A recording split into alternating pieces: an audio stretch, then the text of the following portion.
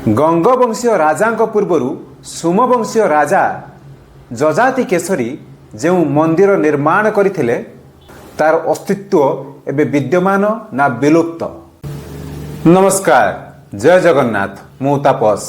उत्कलीय कारुकार्य एवं भास्कर्यर उत्कृष्ट नमूना हेउची पुरी श्री जगन्नाथ मंदिर।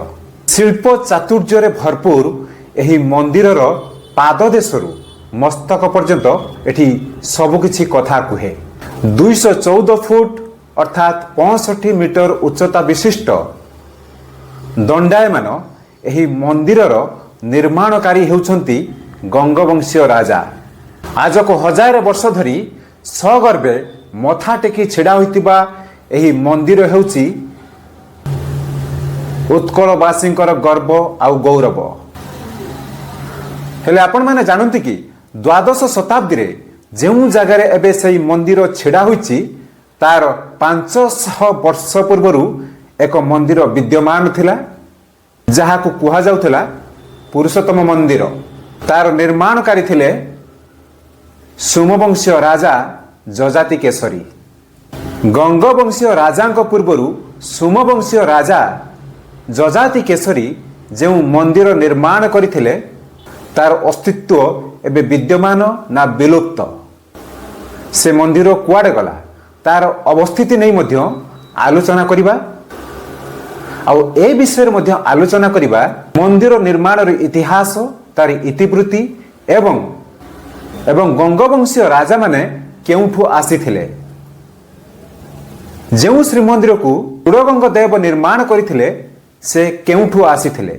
ये सबु तथ्य जेतिकी रोचक सेतिकी रहस्यमय मध्य।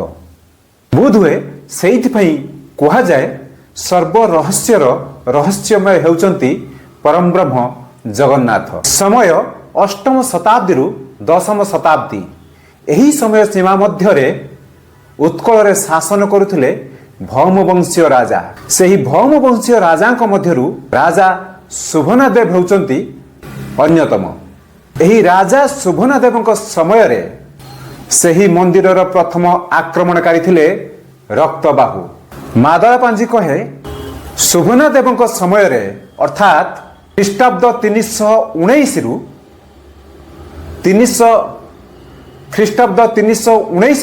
323 मध्यरे एही रक्तबाहु जगन्नाथ मंदिर आक्रमण करिथिला। किंतु एही तथ्य को केतेक ऐतिहासिक ग्रहण करि नाहांती। सेमानंक मतरे 780 रु 800 ख्रीष्टाब्द मध्यरे रक्तबाहु एही जगन्नाथ मंदिर आक्रमण करिथिला। तेणु रक्तबाहु जो समय आक्रमण करिथिला तार समय को नेकी दुई मत रहिछि। तेबे रक्तबाहु आक्रमण करिछि जगन्नाथंकु सेवायत माने लुचेइबा को चेष्टा करी सोनपुर को नहीं जाइछंती। जो सोनपुर रे 144 वर्ष धरी पाताळी होइथिले महाप्रभु जगन्नाथ। एबे भी सोनपुर रे सही मंदिर अछि। सही जगार ना कुट समलेई जोठी 144 वर्ष धरी महाप्रभु जगन्नाथ लीला करिथुआ कुहा जाए। तबे जगन्नाथ मंदिर प्रथम आक्रमणकारी रक्तबाहु से जने हिंदू ना बौद्ध ना मुसलमान को नहीं मध्य भिन्न भिन्न मत रहिछि। तबे ता उपरे परवर्ती समय रे आलोचना करिबा। एबे आसीबा पुरी श्रीक्षेत्र रु निर्वासन हेबा परे 144 वर्ष निर्वासन हेबा परे ता परर स्थिति संपर्क रे। भौमवंशीय राजांक पतन परे उत्कल रे शासन करती सोमवंशीय राजा। एहार समय सीमा हेउची 9म शताब्दी रु 12श शताब्दी मध्यरे अर्थात 9म शताब्दी रु 12श शताब्दी पर्यंत सोमवंशीय राजा उत्कल अधिकार करिकी शासन करिथिले। ये होची सेही समयर कथा जहा 8म शताब्दी रो कुहा जाए। सही 8म शताब्दी रे जगतगुरु आदि शंकराचार्य उत्कल गस्तरे आछंती। से समय रे राजा जजातिंक सह गोटे संवाद होईछि। आदि शंकराचार्य पचारिछंती जे उत्कलर आराध्य देवता एबे केउठे କାରଣ ତାଙ୍କ ମନ୍ଦିର ଫାଙ୍କା ପଡ଼ିଛି, ଦେବତା ବିହୀନ ମନ୍ଦିର ହୋଇକି ପଡ଼ିଛି। କୁଆଡ଼େ ଗଲେ ଉତ୍କଳର ଆରାଧ୍ୟ ଦେବତା। ତେବେ ଏହି ଆଲୋଚନା ପର୍ଯ୍ୟାଲୋଚନା ମଧ୍ୟରେ ମହାପ୍ରଭୁ ଜଗନ୍ନାଥ ସୋନପୁରରେ ପାତାଳି ହୋଇଥିବା ସୂଚନା ମିଳିଯାଏ। ବୋଧହୁଏ ଶାଳଗ୍ରାମ ଭାବେ ସୋନପୁରରେ ପାତାଳି ହୋଇ ପୂଜା ପାଉଥିଲେ ମହାପ୍ରଭୁ ଜଗନ୍ନାଥ। ଯଯାତି କେଶରୀ ଖବର ପାଇ ସୋନପୁରରୁ ସେହି ଶାଳଗ୍ରାମକୁ ଉଦ୍ଧାର କରି ଶ୍ରୀକ୍ଷେତ୍ର ଆଣି ତାଙ୍କର ନବ କଳେବର କରି ସ୍ଥାପିତ କରିଥିଲେ। କୁହାଯାଏ ଯେଉଁ ଜାଗାରେ ଏବେ ଶ୍ରୀମନ୍ଦିର ବିଦ୍ୟମାନ ସେହି ଜାଗାରେ ଯଯାତି କେଶରୀ 38 ପଟଳ ଅର୍ଥାତ୍ 38 ହାତର ଏକ ମନ୍ଦିର ନିର୍ମାଣ କରି ଜଗନ୍ନାଥଙ୍କୁ ଅବସ୍ଥାପିତ କରିଥିଲେ।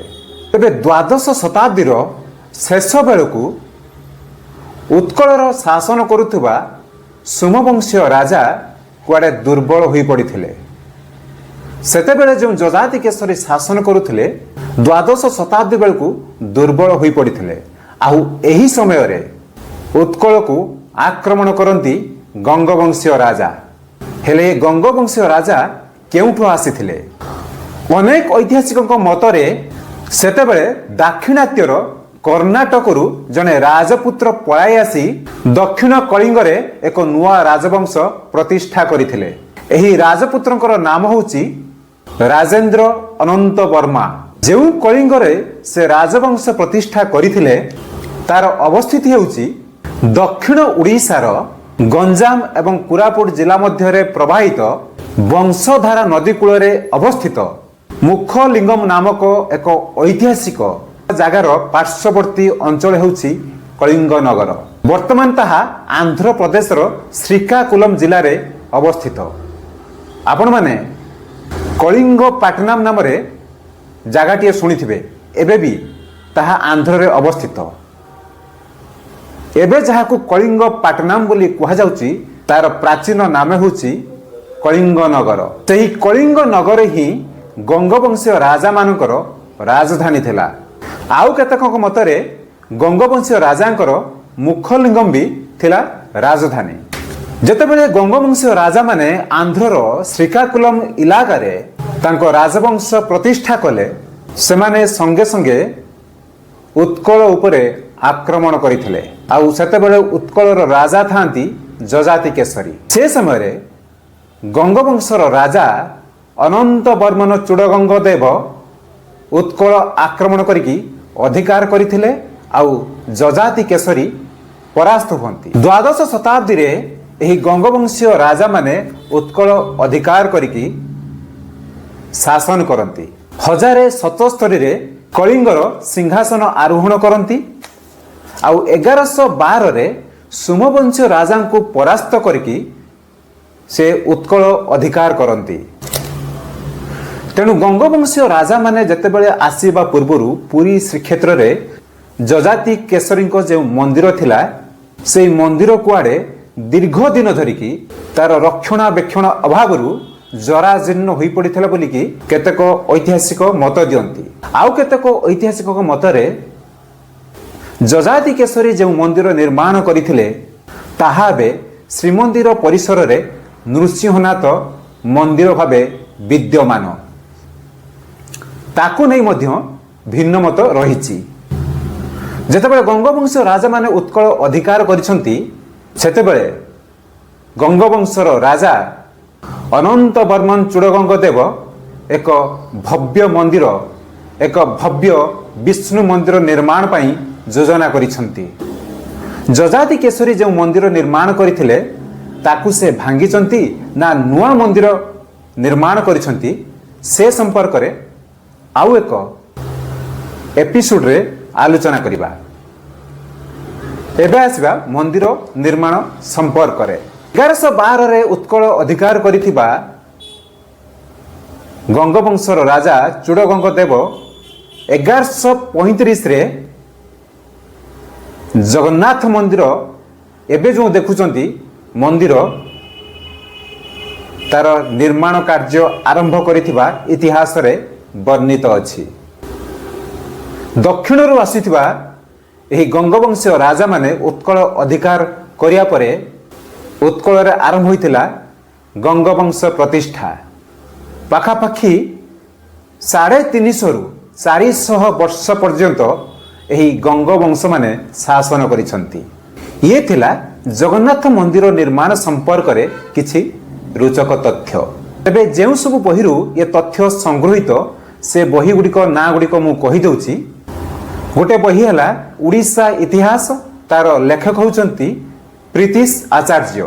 ଆଉ ଗୋଟେ ବହି ହେଲା ଓଡ଼ିଆ ଜାତିର ଜୀବନ କଥା, ତାର ଲେଖକ ହେଉଛନ୍ତି ହରପ୍ରସାଦ ଦାସ। ଏମିତି ଅନେକ ଐତିହାସିକ ବହିରୁ ତଥ୍ୟ ସଂଗ୍ରହ କରିକି ଆପଣମାନଙ୍କ ପାଖରେ କିଛି ଉପସ୍ଥାପନା କଲି। ନମସ୍କାର, ଜୟ ଜଗନ୍ନାଥ।